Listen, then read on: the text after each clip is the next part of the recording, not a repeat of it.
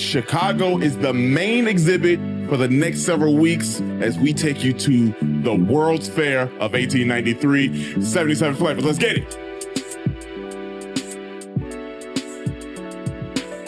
Yeah. Kevin, you got you one, big dog. Shout out to our friend Kevin for the music. I'm never going to not, represent him, man. He also does a ton of cool history online. He's a teacher, South Cook Explorer. Yeah, go follow him.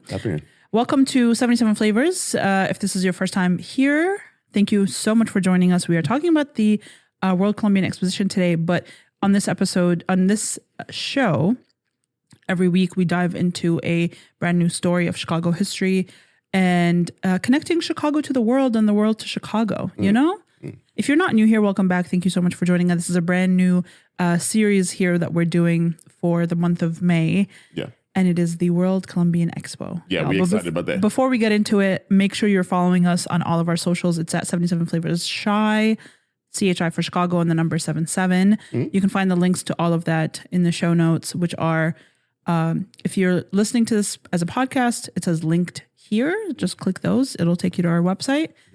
And if you don't want to go and do that extra step, you can always subscribe to our Substack, which is also 100% free. It has really cool pictures.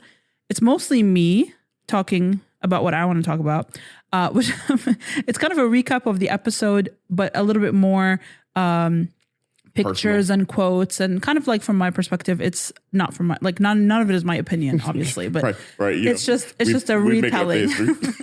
It's a retelling. You get it once a week, no more, no less. Well, sometimes less, but no more. And it's a lot of fun. So make sure you subscribe to that. Yeah. And check it out on our new website, 77flavors.org. It's a nonprofit, y'all. It's a nonprofit easy. Yeah. We're actually really excited. We're coming up on tour season. We have some tours coming up, which we have not announced anything yet, so you're first to hear it here. But there's going to be some fun stuff, so stay locked and make sure you're following us so that you can get that information. You will get it. You're doing it. You will get it in the Substack if you are subscribed to that. So, but that's the only place that you will hear about those tours other than our socials. Yeah. And Substack might get it first. Possible. So, and it is free. So I won't bother you too much. Once a week, I promise. Yeah. How was your week? Good. Honestly, I like the history that we did this week. And by history, I mean we went to Joliet for the baseball game. They had the Big House baseball game out there at the old Joliet prison. First of its kind. Yeah, Joliet Slammers was there, and they were celebrating the 100-year anniversary of the Route 66. So everybody's kind of getting it was so cool. It was cool. 6,000 oh my people God, there. It was amazing. A lot of fun. And it was like a weekday. Yeah, right. I'm like, I know we don't have jobs. It was Thursday. Yeah, it was a week. I'm like, I know we don't have jobs, but none of these people have jobs. What y'all doing here? No one here has a job. Yeah. 6,000 people took PTO that day. Yeah. I hope. It was so fun. The rain kind of sucked a little bit. It did. But, but it was like the 5th inning or something already. Yeah. And also there was like no scoreboard, so I had no idea what was going on. No, but the rules were different. I mean, if the ball hit the wall, it was a double. Smaller. And if it hit the roof, it was a home run. If it hit they had the fence was like 20 feet high, right? With the grading. If it hit the fence, which the ball would have been out, it would have been a home run. That was also a double. Yeah. A ground rule double. So it was just a really fun experience sitting in the grounds of the old prison, which we've toured before. And it's a really fun tour. It's a self-guided tour. You can take it by yourself. And it's just so incredible. Fun. For fans of like different movies and shows, they film there. It's super historic. Yeah. And the story is very interesting. Yeah. I mean, it's a really cool How about you? Cool one. While Dario was working Saturday morning, I went to the farmer's market. Yeah. And Green City is officially open fully. So in April they opened, but it wasn't all the vendors, and it starts at 8. And it was just the Lincoln Park location. But starting this last Saturday, the 2nd, they opened all of the locations, like West Loop and Lincoln Park, and it starts at 7, which is my favorite time to go before the children, the dogs, and the strollers show up. So they both open up at 7 now instead of 8. And West Loop was not open yet. Yeah, I know. Yeah, that wasn't open, but they all open at 7. Okay. And here's the thing. I love dogs. I have a dog. I love my dog. I hate taking him to the farmer's market. Yeah. I hate seeing other dogs at the farmer's market. Yeah. And... we're not expecting none, are we? Y'all, we getting the doorbell is calling me right now. That's anyway. I don't like when it's like the double wide strollers for selfish reasons. Like if I was a parent, I'd be like, I want to take my child to the farmer's market. Right. Fair, super fair for you. My hot take is that you shouldn't show up with a stroller. That's just. I mean, they got to do what they got to do. I know. mean, no, but that's why I like to go at 7. And, I do that earlier so that when they come in, it's more like people are like walking slower or like, enjoying having fun and not being type A and anal like myself. Yeah. Then they can enjoy it. Yeah. Kind of thing. Yeah. It's like the amusement parks, Yeah. I mean, it's that. So. Yeah. Go during the day on a weekday. I just realized, I forgot, y'all, that I dropped my camera. You did. Straight out of my bag this week. Oh my God. Her sake, y'all. It's Sarah's camera angle. You can't tell because it is fantastic. And not a plug for Canon, but the fact that this thing. Why not? I love Canon. I mean, yeah. I mean, I'm just letting people know they don't pay me to say this. Oh yeah. But I see. So I was putting my camera away. I did it all. I was like packing. I had 2 cameras. So I had that one, put that back in the bag, and I was walking around. Normal stuff. I forgot to zip my bag up. I had it fully on my back. As soon as I went to turn, the camera just fell straight out of my bag onto the sidewalk, y'all. You didn't give me all those details when you told me. I had my headphones in. So you know how you hear a faint noise. I heard a faint noise and immediately looked down to my feet. And those are noise canceling headphones. Yeah. So it was so loud. Y'all, it when I looked at it, the screen was open. Like it was like a crime scene. It definitely was a sploot. And then, so I'm looking, I'm like, oh my God, what's going on? So first thing I do, I look at the lens. I was like, bro, is this on? I turn it on, make sure nothing is cracked. Nothing. No screen was broke. No lens was broke. The only thing was the crack by the back corner. Mm-hmm. The hinge is the only thing. That was the only thing cracked. It's Canon. Shout out to y'all. Y'all make a hell of a product because I dropped the camera from my bag about 3 feet up onto the sidewalk. At least 3 feet up. At least 3. Yikes. I was telling, I forgot who I was talking to, but I was like, I am never switching from Canon. No, you can't. I'll maybe, if at some point, God willing, have another opportunity to get another, high-end camera system and something like that. When them novelty look like us, something they just opened up in Chicago, y'all. Maybe one of them, but I'm never not having Canon. After that. And it's nice because, like, you have that, like, you register your stuff, you can get it fixed. Yeah. And that's the second time I dropped the camera. Remember? That's insane. You should go to jail. Yeah. Straight first to jail. First one was like from a foot high. So that was, ooh. Oh, man. That's still pretty high. Yeah, that's still pretty high. Man, look, you excited about this episode? Mm-hmm. Y'all, it is time for us to go to the World's Fair of 1893.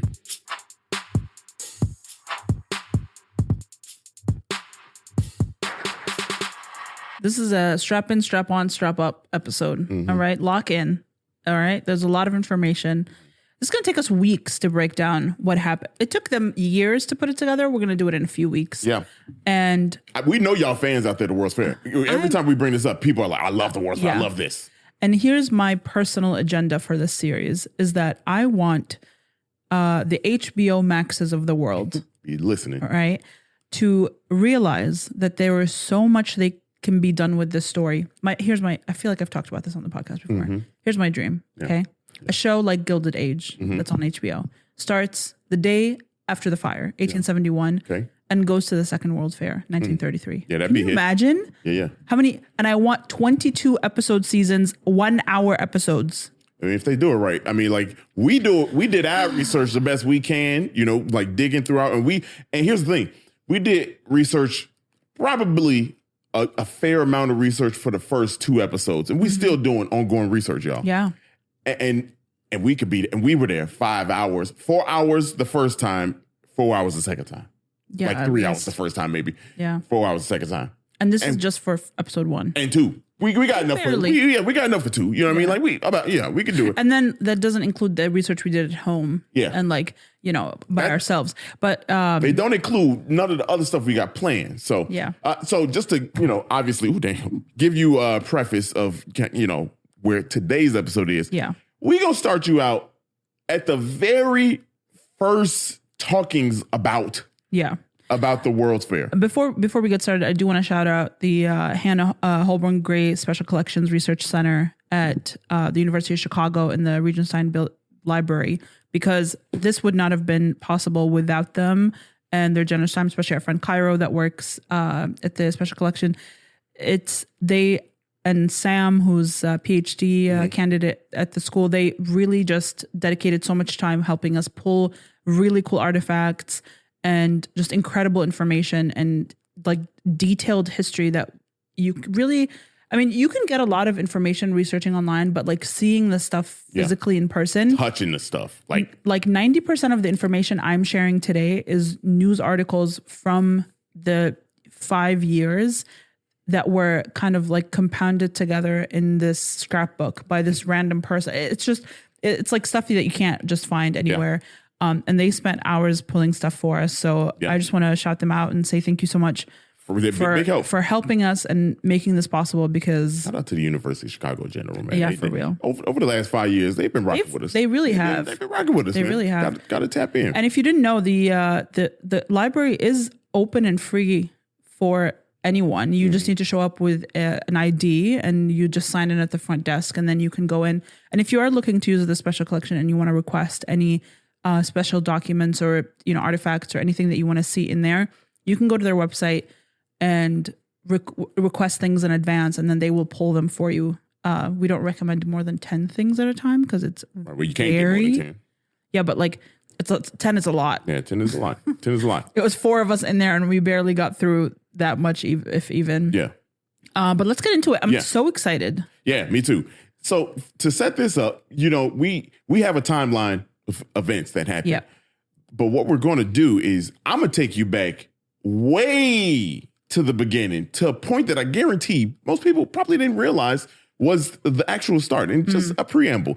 That first opening line, the main event in Chicago, is an excerpt from the Harper's Chicago and the World's Fair that was released in 1893. And it was basically a setup of everything, a huge 690 plus page book of what happened to the World's Fair, leading up to the World's Fair, and then just about what Chicago and who Chicago was in general. Now, this is basically like a PR book. Yeah, it was more so like a news publication book, and I have some history on that. So that book was made by Harper's and Brothers, and there was a weekly publication called the Harper's Weekly, and they founded in 1857.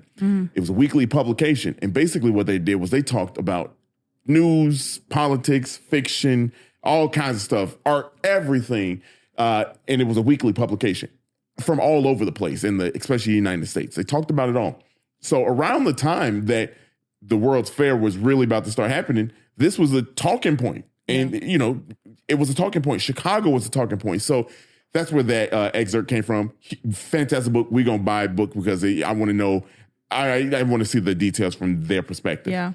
But that leads me to, they covered some of what I'm about to say. The first date that you should know for the World's Fair was November 18th, 1885. And this was the first formal record of the Interstate Exposition of Chicago saying, we want an exposition. Now, here's where my mind went. What the heck is the Interstate Exhibition? Expo in Chicago. What is that? Did some research. The Interstate Exposition was an actual building in Chicago. We kind of talked about this before. And I did not know that this made, was a big deal. That building was opened up in 1872 and it ran all the way to 1892. It was at a couple corners, but the main corner was Michigan and Adams.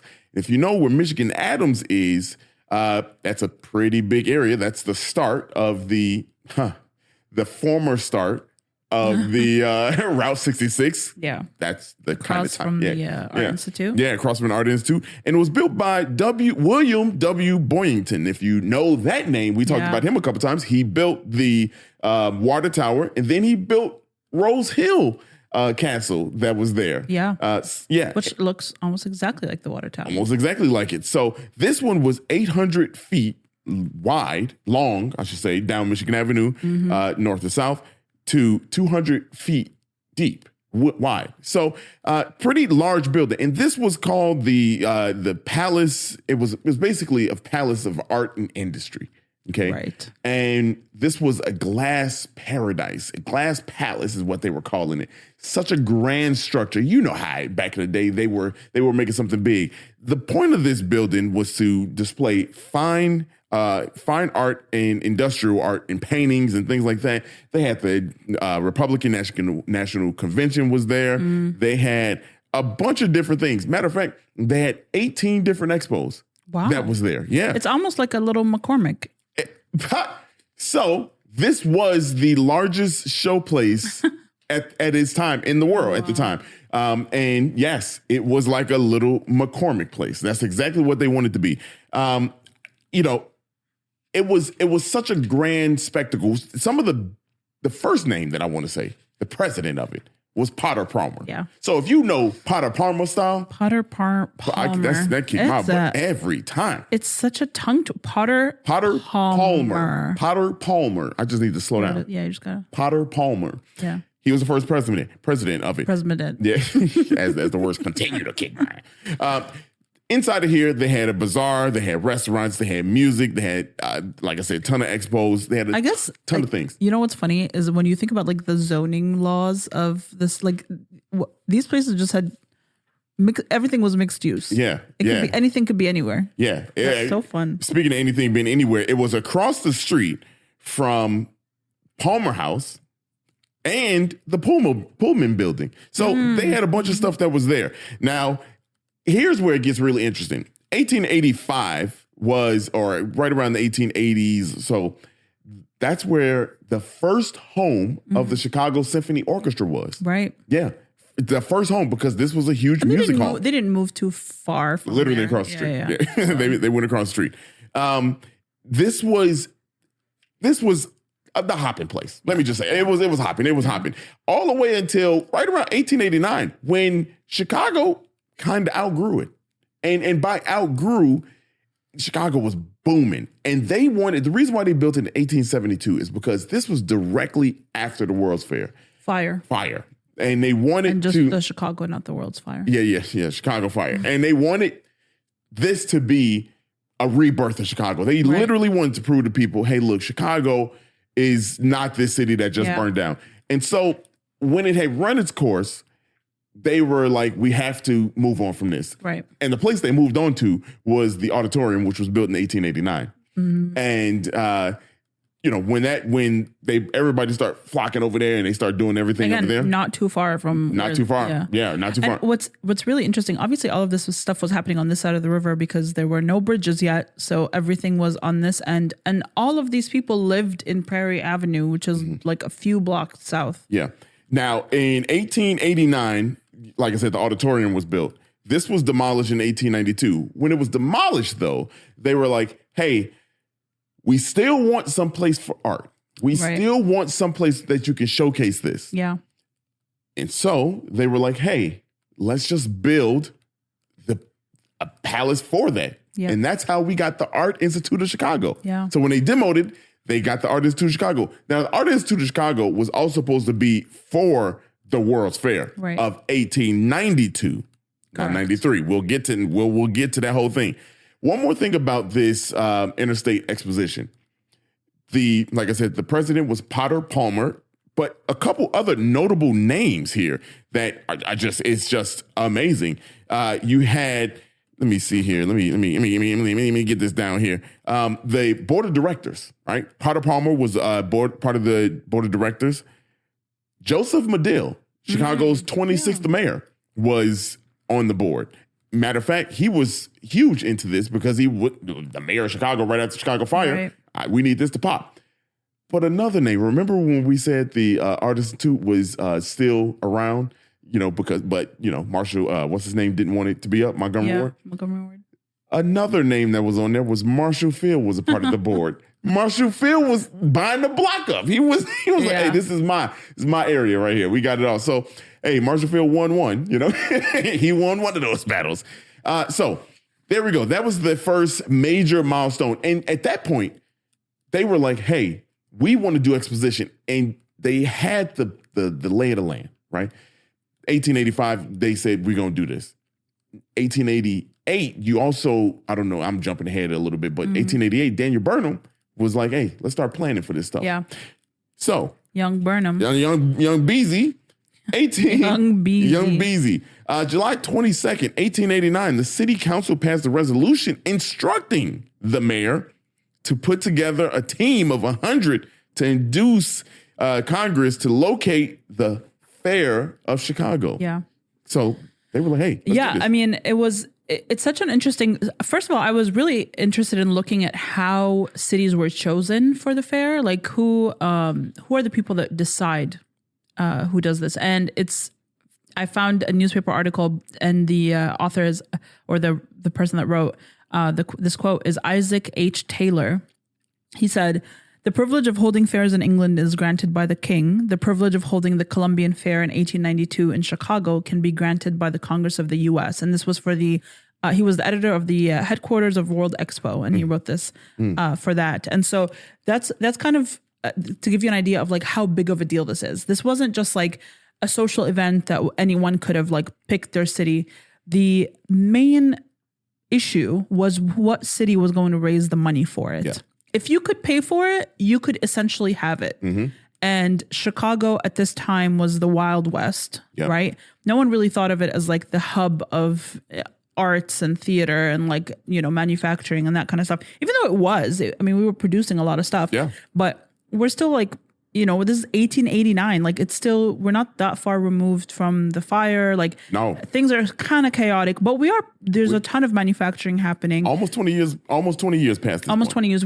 We are booming. Like there's infrastructure, there's all that stuff. You spoke about money. Well, yeah. Which is key, because for sure, less than a month later, after they said, "Hey, look, let's go ahead and do this," the actual first corporation title for this event, the World's Fair 1892, was chartered in Illinois with a $5 million capital to get it going off the ground. And their goal was $15 million. They eventually went to 10, but they thought they could raise $15 million for this. $15 million in 1893 is an abnormal amount of money. 30,000 people. Isn't it almost like $400 million or something? Way more than that, because $8 million was like $3 billion in $1 billion in economic impact. Yeah. So if $8 million was $1 billion in, 300 million was in spendable money. Yeah. So 300 million was that, but like I could imagine what 10 million. Oh, so 15 million in 1893 is roughly equivalent to $550 million today in purchasing power. Yeah, and probably somewhere in that 2 to 2.5 billion in impact. Economic impact. It's very possible. Yeah, very possible. Now, as we keep on going, so that $5 million, Chicago at this point is like, yo, we might could do this. We might be able to do this. And the conversation was, at this point, there were 4 main competing cities, but by 1889, it was just the 2. It started out with St. Louis, Washington, D.C., New York, and Chicago. But by October, the other 2 had fallen off, and it was basically New York or Chicago. So when we got that $5 million in August, the next month, 2 months later, it was really Chicago. It was basically, and there was an article from October 15th, basically saying that New York had failed. It was saying that it's called the New York versus New York, and it was an illustration of passing around the hat from once a week, declaring New York was a failure. And this is, quote, "All signs point to the failure of the project for a New York World's Fair." It said that it was basically New York was doing this empty hype. It was pretending that it could raise all this money, but actually didn't raise anything. The first $500,000 were raised by 5 people in Chicago, which is still a lot of money. Just come from 5 people. And the person that wrote the article also said that this is not new for New York. This is a series of failures and back to back that they've had. Yeah. Chicago was that hot smoking thing, though. Yeah. I mean, like, we putting on parties, we building buildings at a crazy rate. They extravagant. Mm-hmm. You know what I mean? Like, you got people like Potter Palmer and Marshall Field with the money. Yeah. You know what I mean? And by October 29th, in the Chicago News, they put out an article saying that Chicago had raised $8 million. Now Chicago raised $8 million. Mm-hmm. Let's continue, because that was October. That was October. And they literally said, quote, "Call her not the Windy City. She is rather home of civic public spirit, energy, and enterprise." And the article claims that everyone was super enthusiastic about Chicago taking the win. And they were just very excited. And so we move forward. December 10th, 2 months later, 89, the United States Senator McCollum at the time, he was of Illinois, introduced the first World's Fair bill in the United States Senate. And, jump ahead. Not too long after that, 2 months later, February 24th, 1890, Congress said, Chicago, you got it, big dog. Basically. And then in March 1890, the Senator Daniel of Virginia introduced the bill to the Senate to authorize and establish the expo in Chicago. And then the president the president approved the bill in April 25th, 1890. So now, April 25th, 1890, officially, Chicago is hosting the fair. Mm-hmm. So it moved pretty quickly. Very quickly. It took less than a year. Yeah. And I mean, really even less than that, because like the real competition started in that summer of 1889. Yeah. And by the spring of 1890, they had chosen the city. And Chicago had raised 70% of the money. And to kind of like, pause for a second, right? When you go back to the Harper's Chicago and the World's Fair, that publication, you got to put yourself in that time, right? Mm-hmm. All this is happening fast, right? Everything is booming. You got everything going for you. You got these stockyards that are now open for like 30 years, 40 years now at this point. Hog butcher of the world. So we know we can do it. The assembly line was created because of, the stockyards. We recovered from the World's Fair. We were lumber packing for we had all this going for us right around this time. And so in that book, it also describes why Chicago is the place to be. Mm-hmm. Like, Chicago is that bad chick. You know what I'm saying? Like, and it's the new hotness. Yeah. And you couldn't beat it. We jumped to 1890, right? But 1888 and 85, you just had the world's tallest building was just built. Yeah. Then you got the Daniel Burnham and John Root just made the Rookery building. Mm-hmm. Just going crazy. You know what I mean? Like, and now Daniel Burnham, he the new hotness. Yeah. He's sitting there like, bro, I can do this. Yeah. You got him. And then at the same time, you got Frederick L. Homestead, who's building things, a landscape architecturist. Chicago architecturist. Architect. There it is. There you go. You got it. There it is, y'all. I mean, the main arguments for why Chicago should have been the host were really simple. One, the location. It was like very central for people traveling from all over the country, because New York is so far east that they're like, anyone coming from the south or coming from the west is going to have a really hard time getting to New York. That's multiple days of travel. It's a long time. But coming to Chicago is going to be easier. Yeah. So that was the main thing. It also had a lot of money. Yeah. A lot of big investors were in Chicago at this point. We already had the rail system. We had the trains. We had the Illinois Central, like all of that stuff. The infrastructure was there, even though that was also part of the argument against, because they had used an example of using Illinois Central for a previous event that hosted 22,000 people and that it couldn't sustain. Later, we'll talk about, when we get into further episodes, about what they did to set up that, further grow that infrastructure to get people there.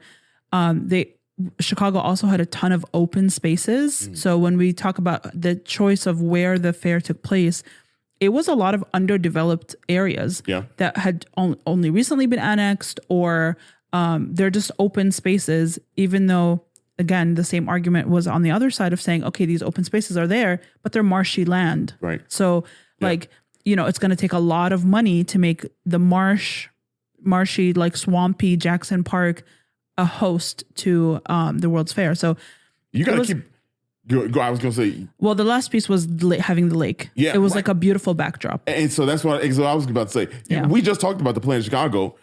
Daniel Burnham leading this charge. Of course, it was like, who else you going to pick to do this? He was already planning the plan of Chicago. Mm-hmm. He was like, oh, I'm about to use this for my greater plan when it happened. Man, look, like this whole thing was just crazy. Now, we mentioned the summer of 1890. Let's take it to June 12th.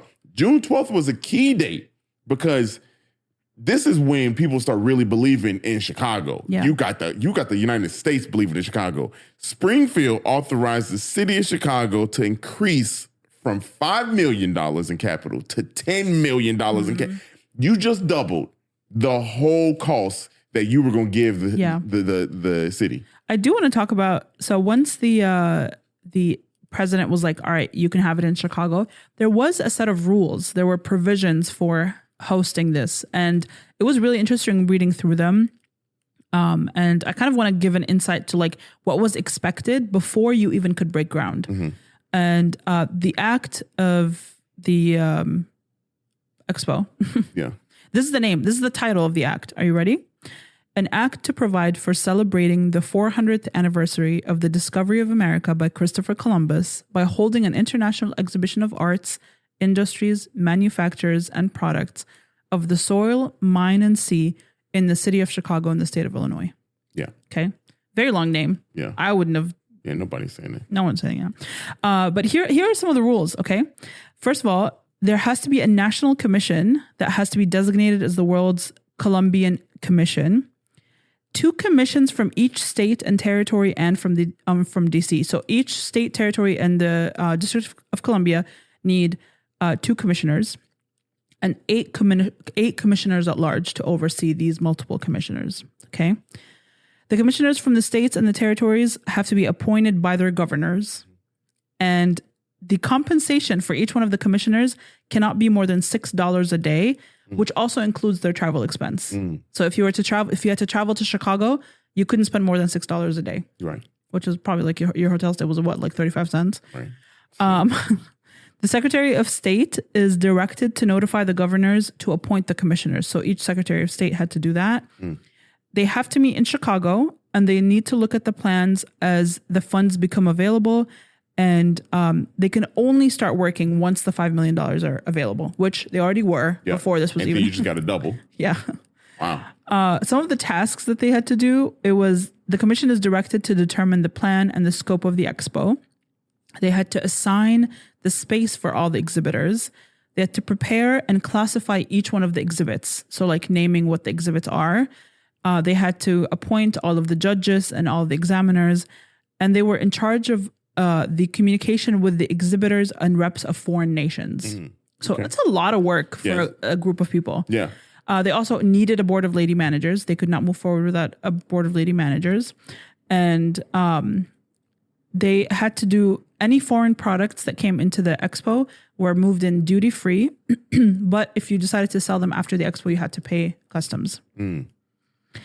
And the maximum that the government had to pay was $1.5 million because the maximum that the government building could cost was $400,000. Mm. That's a lot of money. Yeah. I mean, for a government building. Yeah. I mean, everybody came there. You know what I mean? Like, so you had for the temporary time of 6 months, that was the capital of the United States. Yeah. Really. I will say June 12th, 1890, the same time that we got the grant, the name officially changed to the World's Columbian Exposition. Yeah. Now, if you haven't put this together, y'all, we're barreling towards an opening of 1892 because if we're recognizing 400 years of Christopher Columbus doing whatever he did, that's 1892. Yeah. And so the fair was supposed to open. That's why all the charters and everything. The original name was 1892. Yeah. We'll get to why it didn't happen. What's really funny is like a week later, in June 18th of 1890, the Herald held a vote for the location of the fair. So at this point, they had not picked the location yet. And this was, people, they put it in the newspaper. They told people you have 2 days to pick a location. It was like North Side, West Side, Jackson Park, or like the Lake Park, which is Grant Park.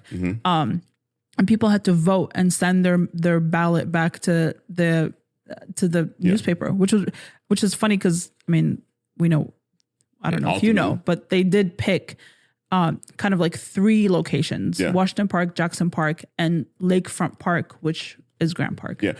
Now that all came to a head because officially July 2nd, 1890, the present site of Hyde Park was selected. Jackson Park was selected to be the official site of the World's Fair.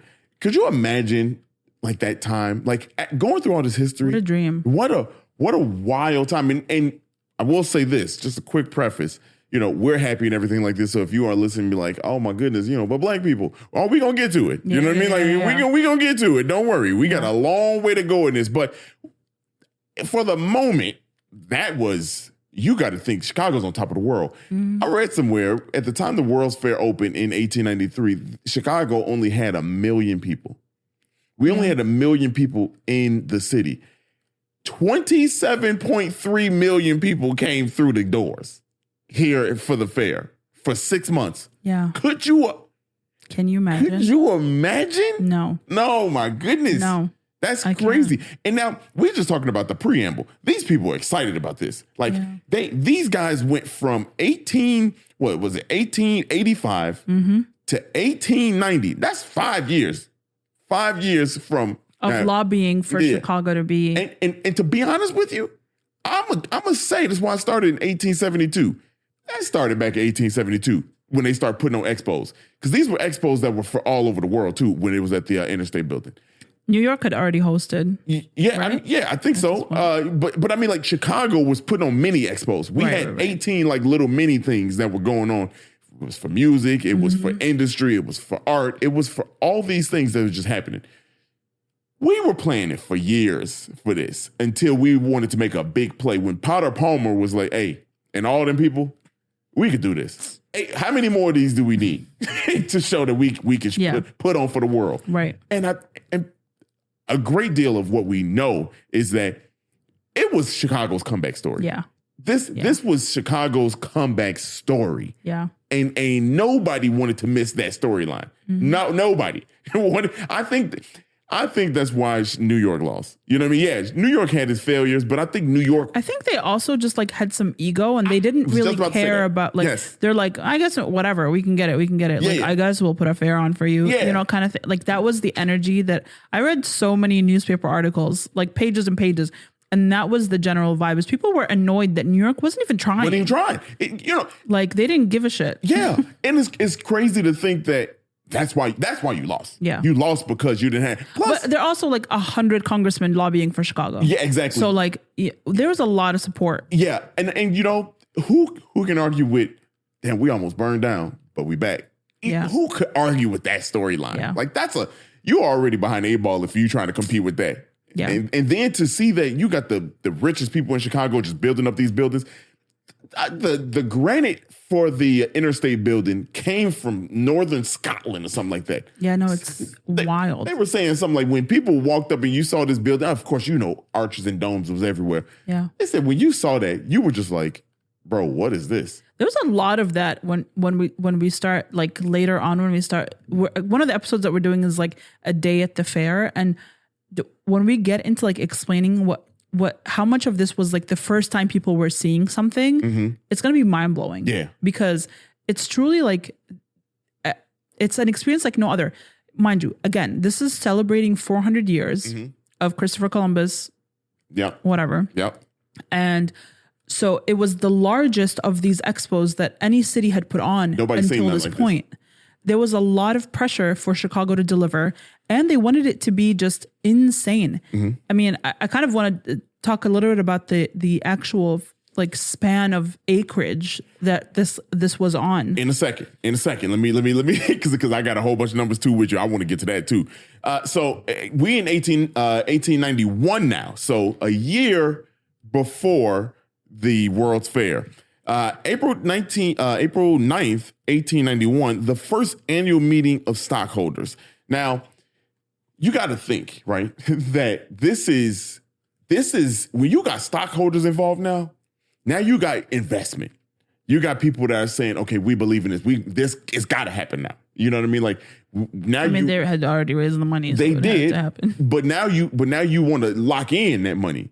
And one of the cool things that we saw, one of the super cool things that we touched and we had in our hand was a stock bond for, what was it? $10,000? $250. Oh, 10,000 of them. Yeah, no, were sold or something. Yeah, something like that. I don't know, but it was this particular certificate was for 25 shares at $10 a piece. Yeah, and so you got these people that are stockholders that's buying this, and who was it? August. What was it? Something, I forgot his name, but it was really cool to hold that and him having 10 shares. I mean, this is a random person. Yeah. And we also held the receipts of him being, paid out. It was paid off and it was all good. Like a few years later. After the fair, after the fair was done. So really cool. Now, one more day before I get on out of here.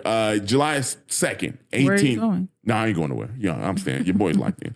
1891, the first building was created. Mm-hmm. Now, this one just took me down a rabbit hole. The first building that was dug up and that was built was the Mines and Mining Building. Not surprising. And well, here's why it's surprising to me. You got to think about things in context. I'm glad, being around other historians and being around other people who are so smart, over the last 5 years, they always say you got to put it in context. So my mind was like, why was that the first building built? Yeah. The first thing put up. Well, the reason is at the time, mining and mines were the third largest commodity in the United States. It was booming. Yeah. So you were making money. And the World's Fair was the first World's Fair ever to give mining a platform like horticulture and agriculture and all that stuff. So mining had never been represented in the capacity that Chicago said, we got you. We're going to represent for you. And so this was a big deal. Mining was making a lot of money. I believe it was Colorado and over out west, obviously, Texas, they were making a lot of money off gold, silver for the United States. And so at that time, they were like, economically, we got to show what we're doing. Right. We got to show how we making money here. Yeah. And so that's why that was the first building built. And it also had one of the best locations of the whole fair. So it was, think about where on the other side of the little island, the wooden island, where the Japanese park is right now, on the other side of that, was right where it was. It's right where it was kind of like where the Obama Foundation is. No, the Obama Foundation is to the west of that lagoon. Gotcha. Where the horticulture building was. But this one had a great spot. It was basically, I want to say a straight line. It was where it was right on the water. So like you can get off the boat right there, get on your boat or gondola, and then you can go through the lagoon area all the way to the other side of it, which the other side was the Palace of Fine Arts, Museum of Science and Industry. So pretty cool of the location they had. So they decked that out. Which one of the pictures that we saw of the MSI shows the lions of the Art Institute sitting in front of the museum, which is not a very common picture. Like every time I look at it, I'm like, it's something with the angle that you can never see them. But we found one photo, and I'll put it up in our show notes, that shows, well, maybe not this week's show notes, maybe not in a week or two, showing the lion right there. It was what's so crazy? Cool. You know what's crazy though is, as you think about this, we sensationalized the lions. Right. For them, it was like one of like 4,000 sculptures or something. Look, this is my personal opinion. That horticulture building. Oh, wait. The agricultural building. Yeah. Should have never been torn. None of the buildings should have been torn, in my opinion. They were so cool. But the agriculture building. Yeah. I'm sorry. We saw some pictures of the sculptures that were there. Insane. Bro, stop it. Insane. Y'all tore that down? I know. That to me, if you spend, and now here's the thing, we just talked about the first building. Like I'm about to get into some of the other ones here. Yeah. Go ahead. Because like, man, y'all. Yeah. So, I mean, we're December, 1890 at this point. This is the acreage that was used. I found this fascinating because it was one of the largest grounds ever for any expo. Far. So Jackson Park, 586 acres, Washington Park, 371 acres, and Midway Plaisance, 80 acres. So a total of 1,037 acres was used for the grounds. Just to lay out the grounds and make them usable was $4 million. Okay. And, we had the boulevard system. So that connected the city parks to the city by a 35-mile boulevard system that was between 100 and 100 feet wide. Okay. And the additions, which included the pier that went out into the lake that was used for the naval performances and that kind of stuff, was another 1,500 feet. All right. And the buildings had a total frontage of more than 2 miles and 65 feet high. Wow. All right. There's a lot of drama coming up to this to this fair. We'll talk about it some more, but I really want to kind of break down what happened in that 1891 leading into 1892. We knew early on that we were not going to make 1892, right? Obviously. Right. Yeah. It was a lot of delays. Yeah. Things took forever to build. It was $2,000. $2,000. Daniel Burnham made the call, was like. But realistically, things were done in October of 1892. Yeah. And so they did not want to hold it over the winter, obviously, because they wanted people to come and enjoy their time. But the not opening ceremonies, but like the welcoming preview, the press previews started early in October. And I kind of wanted to talk about like what happened between December of 1890 till about like, that early 1892 when the buildings were already done. Yeah. So by December 1st, 1890, the general plan for the layout, where the buildings are going to go, and all the architectural designs were already chosen. All right. And by January 10th, they had already assigned the architects for each one of the buildings. Yep. So obviously there's a ton of different buildings. We're going to get into each one of them, but they had already picked there's so many different architects. Lots. And it was Chicago people too. Yeah. A lot of Chicago people, a few New York people, a lot of Chicago people. There were just a ton. By February 22nd of 1891, all of the architects met in Chicago and they had to present their designs for all of the buildings that they wanted to build. All of these designs were reviewed. And over the next 10 months, the buildings that were approved, first of all, they had to resurface Jackson Park and they had to raise it 7 to 12 feet above the lake, Lake Michigan. So that was lifted. Obviously it was swamps. Yep. So they had to lift the grounds and make it usable. Yeah. Sewage and all. Yeah. So all of that groundwork was done. All of the lagoons and all of the canals and their embankments were all done. But this is literally like within that 10-month period, right? They move fast. Yeah. They, all of the large amount of landscaping that had to be done, anything that wasn't like planting of flowers that needed to be in bloom for that time was done. Right. Any trees, anything like that, all of that was done. And some of the buildings were already almost complete before, within that first 10-month period. Yeah. They projected an end date of October 8, 1892 for those, press ceremonies. And they did finish that. And they even, this was so fascinating. They had a system in place that protected against the fire using water mains and hydrants that connected to a plant that had 700 horsepower and could lift the water up 100 feet. Wow. So just spray water everywhere. Everywhere. It just power wash. Yep. They had all of the many miles of water and sewer pipes already laid. More than half of the power plant was already done. And I'm going to circle back to the power plant in a second. The electrical plant had been inspected and was already ready to be used. The pier that went into Lake Michigan was done. The northern end of Jackson Park had been laid out for the buildings. That was the area where like all the foreign governments came and did all of their foreign. So that was already ready to be installed. And at this point, they were in communication with all of the artists that were going to make everything like beautiful. They were going to do all the sculptures and all of the artwork and all of that stuff. They had people from all over the world coming in to do art. World's Fair. There was, by January 15th of 1892, a sculpture of 400 statues designed by artists from like 5 or 6 different cities. They were all coming to Chicago to complete it. And it would be completed by 1892 for the ceremonies and to open by May 1st of 1893. And it was just, I mean, that alone that was a lot of movement. A lot of movement. And each one of the different commissioners of each department kind of had to report on what they were doing. Right. That's whoo. The most extra man was the Department of Machinery. Oh, yeah. I mean, they had to do a lot. Go ahead. A lot. Talk. Okay. I know this part. Oh, this part.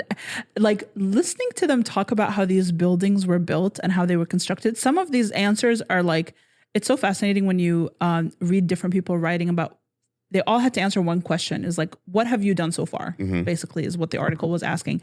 And to see different commissioners answering in different ways was so fascinating, because like the way people understand questions is just so interesting to me. And like the editor clearly was just like, type up whatever they said. Yeah. Like it was just like typing up their answers. Type it up.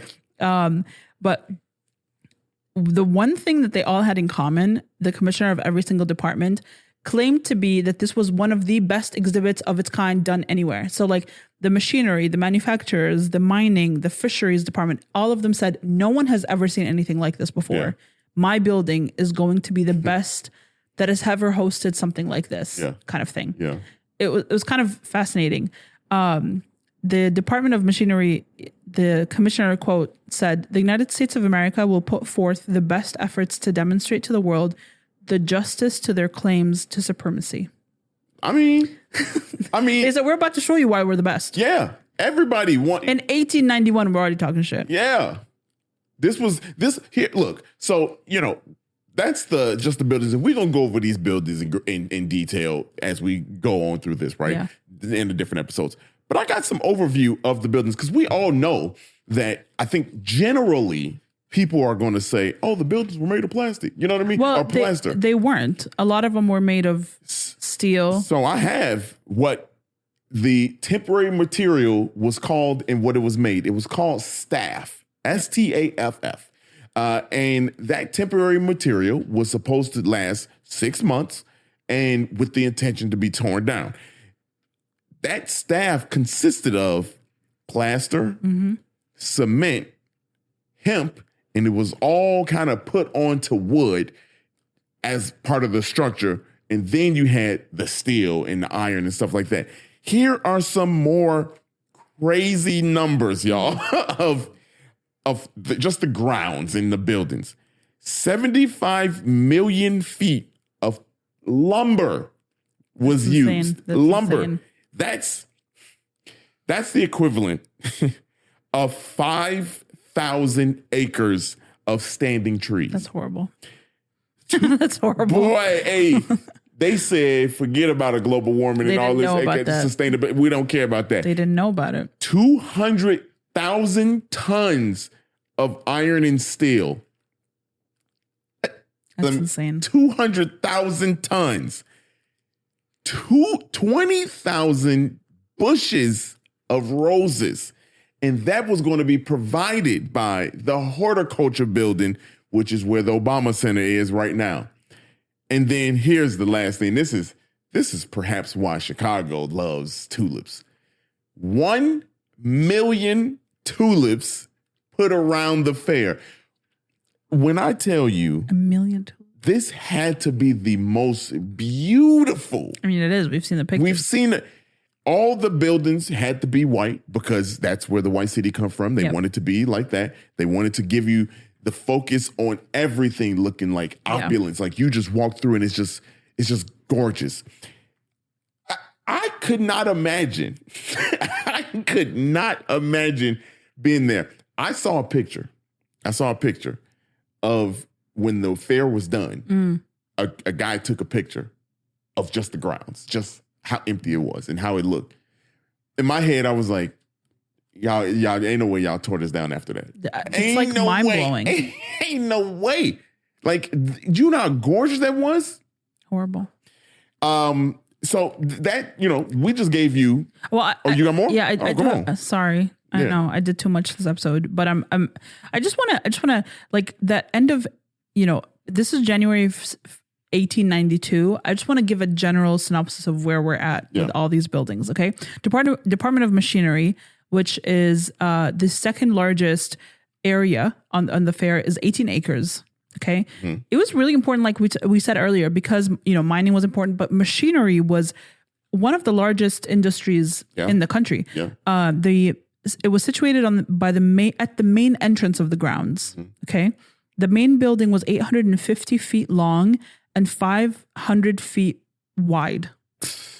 Massive. Wild. Just massive. The interior had, as soon as you walk in, is 3 railroad train houses side by side, and they are spanned by arched trusses that are 125 feet each. Okay. There's 3 domes in the roof in the center of each, covering an open space. Okay. Outside is a 3-naved room on the north, east, and south. There are 50 feet wide and 2 stories high, and it opens directly into the main hall, which is 2 floors. Wow. Okay. And there are 2 main entrances. Each of the 4 corners has a dome and a pavilion and a grand staircase. Mm-hmm. There will be multiple other entrances, don't you worry. So you can come in from any door. Yeah. But the main entrance is like you are walking into this grand, like ginormous building. The steam and electrical plant that supplies the power to the light to the whole expo is at the south of that building. Okay. They wanted to show what machinery could actually do. Yeah. It is wood frame resting on planking and a steel foundation, and it's an iron building. And all the expo buildings are going to be covered with plaster, like you said, plaster material called staff. And the foundation was completed by 1891 for this building. That's where we're at right now. The Department of Manufactures is made of 34 large groups and 200 subdivisions. It is the largest building of its kind that has ever been made for that specific use. Man. And the exterior covers an area of 32 acres. Mines and mining. Mines and mining building was massive. Massive. Yep. And it's I actually found it funny how the commissioner answered the questions. He just had three points. He said scope, display all things to do with mining, aim, display raw materials of commercial and scientific significance, accomplishment, foreign mineral producing promise to show show a cool exhibit, and the U.S. companies will also have cool exhibits. They had some massive exhibits inside of there. Insane. I mean, people could walk into a mine. Yeah. I mean, you could walk into the mine. They had sculptures of gold and silver and all of the raw materials that you could find in mining. Think of the mining tour that you can take of the mine, MSI. It was something very similar to that was built for the World's Fair. Yeah. The Fisheries Department. Yeah. The Fisheries Department is the first time people outside of fishing and food had seen fish. Yeah, it's crazy. They'd never seen an aquarium before. Could you imagine? Can you imagine just, bro, what is that? Like, how did you put them here? Right. You know what, like, it's just, and this is, shout out to Sam. She actually pointed this out while we were doing research. And I was like, I'd never thought of the fact that people had never seen an aquarium before. Most people had never seen it that way. Yeah. It was multiple buildings. It was north of the government building, it sounded like a lot of the descriptions used the government building as like the main point of where they said things, it was like the main access. Government building was to the east of the lagoon. And this was facing the lagoon. So yeah, right. Well, I'm just saying the placement of the building was to the east of the lagoon, just so that people know, which is southeast of where, to the southeast corner of MSI. Currently. Yep. Yeah. So this was multiple buildings, all of them facing the lagoon. So the lagoon was the center point. Yep. The center point. It was one of the largest rectangular structures, and it had multiple arches and different shaped buildings to show different, whether it's a saltwater or a freshwater animal. And it was just, it had something, they would show angling techniques and like all that kind of stuff. Next was the art department. Professor Halsey C. Ives, he was the chief of the art department, had been in Europe for months now, studying all of their art and collecting all the art and like thinking about it. And all they said was construction was well underway. Yeah. I mean, he said, I'm busy buying art. Yeah. The horticultural department, they had 25 acres of grounds for outdoor exhibits, including an island. Yeah. It was massive. Massive. Like that. They had 25,000 square feet to be used as greenhouses and 20,000 feet for propagating. And they were the ones providing the flowers and all the bushes of roses. They were the ones doing that. Flowers and bushes of the roses. I mean, flowers, tulips. Yeah. I said flowers and the bushes of roses because that was a lot of other like weird looking plants. Yeah. The Department of Agriculture, they had a dairy school, and it was everything. At this point it was done by 1892, and they had a cereal exhibit that collected different cereals and grains and that kind of stuff from multiple states. The medical bureau was the only one that was already operating at that time because it acted as the hospital while you were at the fair. Yeah. Even the Chicago Police Department gave them an ambulance, and they were meant to stay open from the construction during and after during the demolition so that if anyone needed a hospital, there was one on site. Department of Electricity was 245,000 square feet of floor space and a gallery that was 95,000 square feet. They said, but of the 245,000 square feet, we can only use 207,000 square feet for the actual exhibit because the rest is like restaurants and bathrooms. And like, it's massive. I mean, wild. That was a lot of, look, we just hitting the tip of the iceberg. Because like the buildings are what they are, but now at least you got an idea of here's this is the preamble. This is where we were going. And this is the buildings. We here now. Yeah. You know what I mean? Like we're here. The World's Fair is about to open. 1892 though, that's the celebration I can't wait to talk to y'all about. The October celebration. Yeah, because like, essentially the fair got its start. Yeah. You know what I'm saying? So it was really cool. It was really cool.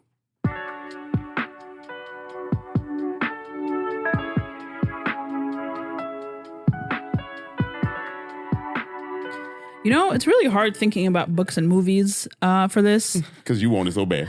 I want it so bad. But there are a ton of books. Most of them are nonfiction. Mm-hmm. Obviously, everyone knows Devil in the White City is like the main fiction story. But there is a Shadow of the White City by Jocelyn Green, 2021. It's a historical romance set during the World's Fair.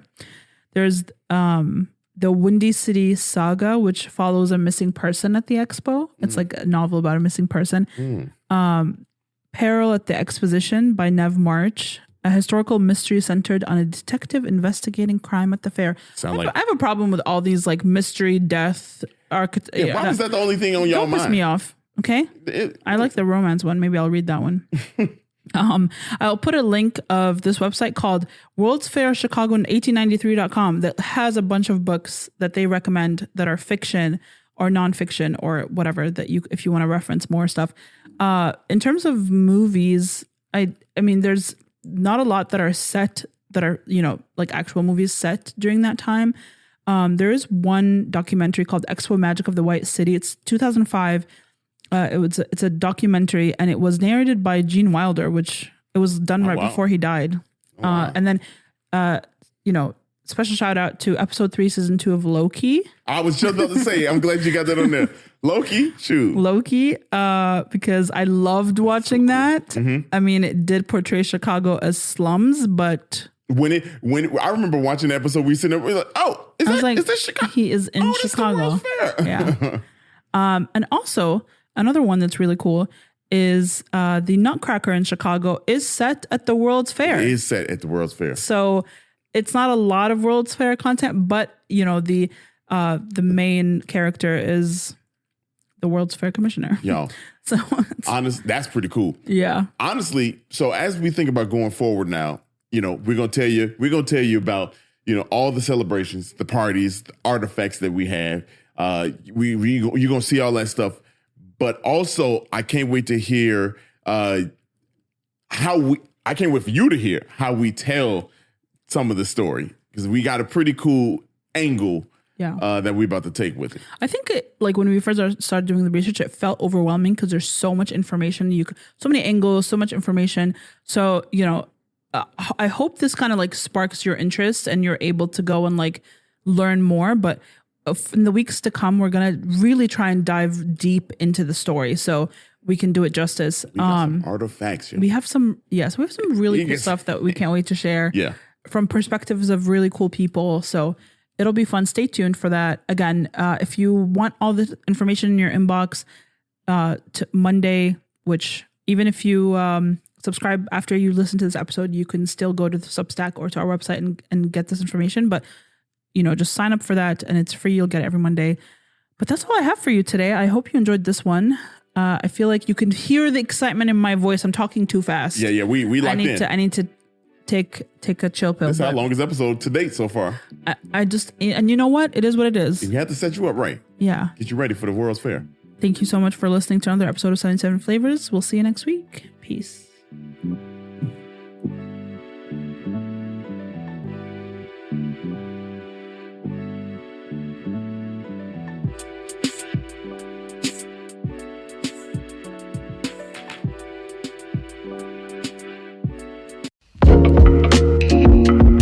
Thank you so much for listening to today's episode, and we hope you loved it.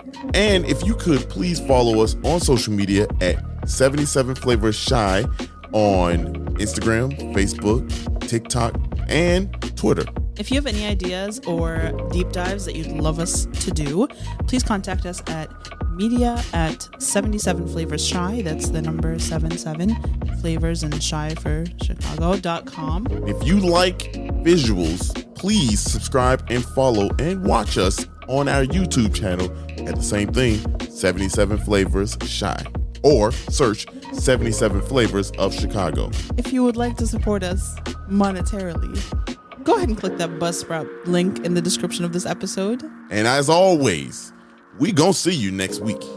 Peace.